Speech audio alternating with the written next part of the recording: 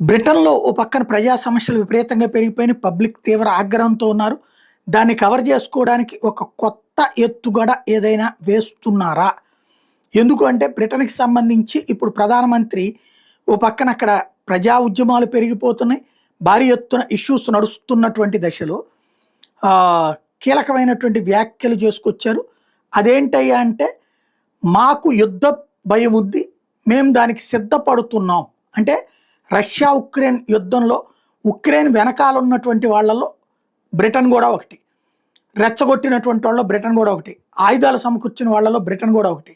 అట్లాంటి బ్రిటన్ ఇప్పుడు ఈ స్టేట్మెంట్ ఇవ్వడం ద్వారా, అంటే ప్రజలు ఎప్పుడైతే ప్రభుత్వానికి వ్యతిరేకం అవుతుంటారో ఆ టైంలో దాన్ని డైవర్ట్ చేయడం కోసం వేసేటటువంటి ఎత్తుగడే ఏది ఈ యుద్ధాన్ని తీసుకురావడం అన్నటువంటిది.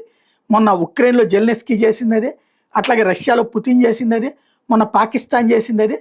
ఇప్పుడు ఎవరైతే బ్రిటన్ ప్రధానమంత్రి ఈ మాట మాట్లాడడంతో వార్ రెడీనెస్, సిద్ధంగా ఉన్నాం అన్నటువంటి ప్రకటన వెనకాల ఉన్న అర్థం ఏంటి అన్నది ఇప్పుడు చర్చకు వస్తున్నటువంటి point. On this review, I want to set out 3 fundamental changes that we're going to deliver. First, we are moving to warfighting readiness as the central purpose of our armed forces. When we are being directly threatened by states with advanced military forces, the most effective way to deter them is to be ready.